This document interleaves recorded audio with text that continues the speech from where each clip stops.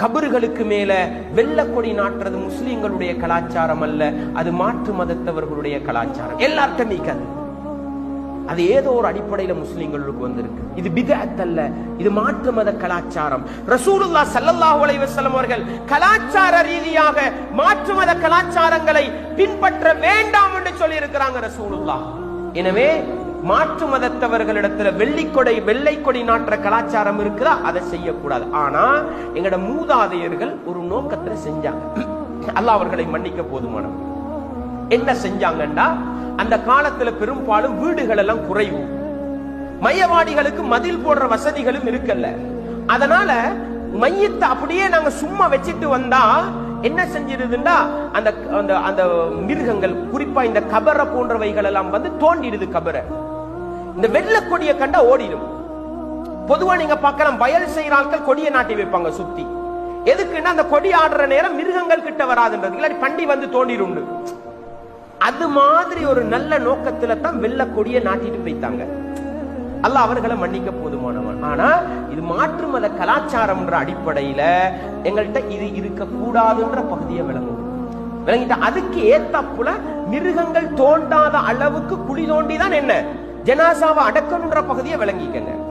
இந்த ஒரு பகுதியை விளங்கி கொண்டா வெள்ளக்கொடி நாட்டுற கலாச்சாரம் எங்கள்கிட்ட வர வேண்டிய அவசியம் இல்ல. இது ஒரு பகுதி. இன்னொன்று என்ன தெரியுமா செய்வாங்க, மரங்கள் நாட்டுவாங்க. பூ மரத்தை கொண்டு போய் நாட்டுறாங்க. சில ஊர்ல போனீங்கன்னா ரசூலுல்லாஹ் சொன்னாங்க, நீங்க கபறுகளை போய் தரிசிங்க, ஜியாரா பண்ணுங்க, அது உங்களுக்கு மறுமை ஞாபகத்தை கொண்டு வரும்ண்டாங்க. இன்றைக்கு சில மையவாடிக்கு போனா பூந்தோட்டத்தை விட அழகா இருக்கு. விளங்கிச்சா உங்களுக்கு? அங்க போய் அழகா டீ ஒன்று குடிச்சு பிளேன் டீ ஒன்று அடிச்சு கொஞ்ச நேரம் கழிச்சு கொண்டு அவ்வளவு அழகா தண்ணி ஊத்தி மரம் வளர்க்கிறாங்க கபருக்கு மேல. நஊது பில்லாஹ். இது யார கலாச்சாரம்? இது யார கலாச்சாரம்? அன்பாண்டவர்களே, தாய்மார்களே, சகோதரிகளே, இஸ்லாமிய உறவுகளே, ரசூலுல்லாஹ் ஸல்லல்லாஹு அலைஹி வஸல்லம் அவர்கள் எந்த மையத்தையாவது அடக்கம் செய்துவிட்டு அந்த மையத்துக்கு மேலால ஒரு மரத்தை நாட்டினார்களா, ஒரு கொப்பை நாட்டினார்களா என்று கேட்டா, எந்த மையத்தையும் அடக்கம் செஞ்சிட்டு ரசூலுல்லாஹ் என்ன செய்யல, கொப்பு மரம் நாட்டல்ல. இது பொது அடிப்படை, இதை மறந்துடாதீங்க. ரசூலுல்லாஹ்வோட வாழ்க்கையில என்ன நடந்துச்சு இத மட்டும் விளங்குங்க. எப்படி ரசூலுல்லாஹ் ஸல்லல்லாஹு அலைஹி வஸல்லம் அவங்க ஒரு நாள் பாதையில நடந்து போறாங்க. இப்னு அப்பாஸ் ரலியல்லாஹு சொல்றாங்க, நான் ரசூலுல்லாஹ்வோட ஒரு பயணத்துல போற நேரம் ரசூலுல்லாஹ் 2 கபருக்கு பக்கத்தால நடந்து போனாங்க. இது ரசூலுல்லாஹ் அடக்கல, நல்லா விளங்கிக்கங்க. பொது என்ன, ரசூலுல்லாஹ் எந்த மையத்தையும் அடக்கிட்டு கபருக்கு மேல மரமோ கொப்போ நாட்டல்ல. இதான் அடிப்படை.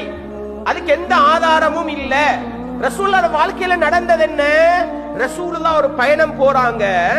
போற நேரம் 2 கபரை கடந்து போறாங்க. ரசூலுல்லாஹ்வுக்கு அந்த கபரில் உள்ள 2 பேரும் தண்டிக்கிற காட்சி காட்டப்படுது. என்ன செய்யப்படுது? கபரில் உள்ள 2 பேரும் தண்டிக்கப்படுற காட்சி காட்டப்படுது. ரசூலுல்லாஹ் சொல்றாங்க, இன்னஹுமா யுஅத்தபான், இந்த 2 கபரில் உள்ளவங்களும் தண்டிக்கப்படுறாங்க. வமா யுஅத்தபானி ஃபீ கபீர், பெரிய பாவத்துக்காக தண்டிக்கப்படல, ஆனாலும் அது பெருசுதான் அப்படின்றாங்க. ஏண்டவங்களோட பார்வையில சிம்பிள் பாவம், ஆனா இஸ்லாத்துல பார்வையில பெரிய பாவம். என்ன சொன்னாங்க? ஒருவர் என்ன தெரியுமா செஞ்சார், கோல் சொல்லி திரிந்தார். இத தனியா விளங்கப்படுத்த டைம் போயிடும், கோல்டா என்னண்டு. 2வது, மனிதர் சிறுநீர் கழித்து விட்டு சரியாக சுத்தம் செய்யவில்லை என்றும் வருது, சிறுநீர் கழிக்கும் பொழுது மறைத்துக் கொள்ளவில்லை என்றும் வருது. 2 மாதிரியும் வருது. இந்த ஹதீஸ நல்லா விளங்குங்க. ரசூலுல்லாஹ் அடக்கம் செஞ்சிட்டா நாட்டினாங்க இல்ல, எப்பயோ அடக்கம் செஞ்ச 2 கபருக்கு பக்கத்தால ரசூலுல்லாஹ் பயணம் போறாங்க. தண்டிக்கப்படுற காட்சி காட்டப்படுது. எனக்கும் உங்களுக்கும் இப்படி காட்டப்படுமா? காட்டப்படாது. ஆனா ரசூலுல்லாஹ் யார்? ரஹ்மத்துன் லில் ஆலமீன், உலகத்தவர்கள் அனைவருக்கும் இரக்கம் காட்டுறவங்க. அவர்களுக்கு தண்டிக்கப்படுற காட்சி காட்டப்பட்டா இப்ப சும்மா புகையலாம். இப்ப ரசூலுல்லாஹ் என்ன தெரியுமா செஞ்சாங்க? சஹாபாக்கள்கிட்ட சொன்னாங்க, ஒரு ஈத்தம்பழ பாளைய கொண்டு வாங்க. ஈத்தம்பழ பாலாண்டா தென்னை மட்டைக்குது, தென்னை மட்டை, அது மாதிரி ஈத்தம்பழையில அந்த பாலை அத கொண்டு வந்து ரசூலுல்லாஹ் 2ஆ பிக்கிறாங்க. அத கூட 2ஆ பிச்சி 2 கபருக்கு மேல வச்சிட்டு ரசூலுல்லாஹ் சொன்ன வார்த்தையை பாருங்க, லஅல்லஹு யுகஃபஃபு அன்ஹுமா மா லம் யைபஸா, அந்த 2ம் காயாமல் இருக்கும் காலமெல்லாம் தண்டனை குறைக்கப்படலாம். எப்படி சொன்னாங்க? தண்டனை குறைக்கப்படலாம்னு சொல்லிட்டு ரசூலா பைத்தாங்க. இப்ப ரசூலோட கடமையை செஞ்சாங்களா இல்லையா? ரசூலா இரக்கம் உள்ளவங்க, தண்டிக்கப்படும் பொழுது சும்மா விட்டுட்டு போகலாம். அந்த இடத்தை கடக்கும் வரைக்கும் காயாத 2 மட்டையை வச்சுட்டு போய்த்தாங்க. இது 2 காயும் வரைக்கும் தண்டனை குறைக்கப்படலான்னு போய்த்தாங்க. இப்ப யோசி பாருங்க, ஏண்ட உம்மாவை அடக்கம் செஞ்சு அதுக்கு மேல ஒரு மரத்தை நாட்டினா முதலாவது பிரச்சனை என்ன? ஏண்ட உம்மா தண்டிக்கப்படுறாள் இல்லையா? ஏன்னா ரசூலுல்லாஹ் மதீனால பக்கீ மயவானில அடக்கம் செஞ்ச எந்த கபருக்கு மேலையும் எதையும் நாட்டல்ல. நீங்க இன்றைக்கு உஹதுக்கு போறீங்க, ஹஜ் உம்ராக்கு போனா உஹதுக்கு போறீங்களா இல்லையா? ரசூலோட சாச்சா ஹம்சா ரலியல்லாஹு அன்ஹு, முதலாவது அழைப்பாளர் இளைஞன் முஸ்அப் இப்னு உமைர் ரலியல்லாஹு அன்ஹு, அவங்களோட கபர் இன்னும் உஹதுல இருக்குது. ஒரு பச்சை பச்சை புல்லு துண்டு காண்றீங்களா? இல்ல. ஒரு மரத்தை காண்றீங்களா? இல்ல. ரசூல எந்த கபருக்கு மேல வைக்கல. இப்ப நான் என் வாப்பாவை அடக்கிட்டு என் நான தம்பியை அடக்கிட்டு அதுக்கு மேல மரத்தை நாட்டுறேன்டா என்ன அர்த்தம்? முதலாவது தண்டிக்கப்படுற கபருக்கு தான் ரசூல்லா வச்சாங்க. இப்ப நான் என்ன முடிவெடுக்கணும்? ஏண்ட உம்மா தண்டிக்கப்படுறாள், ஏண்ட வாப்பா தண்டிக்கப்படுறார், ஏண்ட நான தம்பி பள்ளி தலைவர் அடக்கம் செஞ்சுட்டு இவருக்கு தண்டனை கிடைக்குது, எனவே மரத்தை நாட்டுவோம். இப்படி முடிவெடுப்போமா? முடிவெடுத்தா மரம் இல்ல, நல்ல ஒரு தென்னை மரத்தை கொண்டு போய் நாட்டுங்க, வருஷ கணக்கு அழியாது. உங்களுக்கு இல்லாடி பிலா மரமோட நாட்டினா ஆயுள் முழுக்க என்ன அவருக்கு நிழல் கிடைச்சு கொண்டே இருக்கும். ரெண்டாவது, நானும் நீங்களும் அதுக்கு மேல மரத்தை நாட்டுறோம்டா. ரசூலுல்லாஹ் எப்படி நாட்டினாங்க? ரசூலுல்லாஹ்வுக்கு கபரில் தண்டிக்கப்படுற காட்சி காட்டப்பட்டுச்சு. நானும் நீங்களும் இந்த இடத்துக்கு வாரோம்டா, எங்களுக்கும் கபர்ல தண்டனை காட்டப்படுதுன்ற ரசூலுல்லாஹ் இடத்துக்கு போறோமா இல்லையா?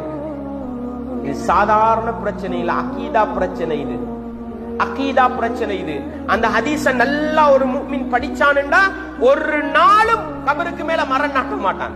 ஏன்? முதலாவது அடக்கம் செய்யப்பட்டவர் தண்டிக்கப்படுறான்னு முடிவெடுக்கணும்.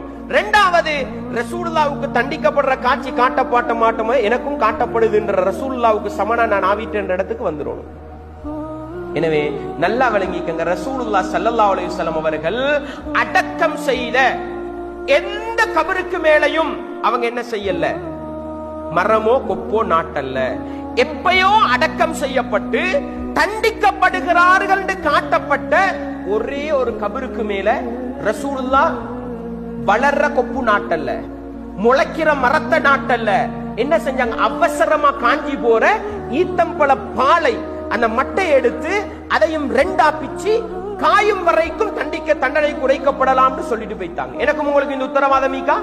நாம் மரம் நாட்டினா தண்டனை குறைக்கப்படும் இந்த உத்தரவாதம் மீக்கா? ரசூலுல்லாஹ் போலயா நாங்க? இந்த இடத்துக்கு வரையலுண்டா மரம் நாட்டுங்க. எனவே இது சாதாரண சில பேருக்கு இதெல்லாம் சில்லற பிரச்சனை. விளங்குதா? சில்லற பிரச்சனை எல்லாம் பேசி டைம் வேஸ்ட் பண்ணாதீங்கன்னு சில பேர் சொல்றாங்க. டைம் வேஸ்ட் பண்ற சில்லறை பிரச்சனை அல்ல, இது அகீதாவோடு மோதுகின்ற அடிப்படை பிரச்சனை. ஒரு ஹதீஸை புரிந்து கொள்ள தெரியாமல் வடிகட்ட இடத்துக்கு போகிற பிரச்சனை. இதை புரிஞ்சு கொண்டா கபருக்கு மேல மரம் நாட்ட மாட்டோம், நாட்டின மரத்தையும் புடுங்க வச்சிருவோம். எனவே இதுவும் ஜனாசாவை அடக்கம் செஞ்ச பிறகு நடக்கக்கூடிய தவறுகள் தப்புகளிலே ஒன்றுன்றதை நானும் நீங்களும் மறந்து விடக்கூடாது.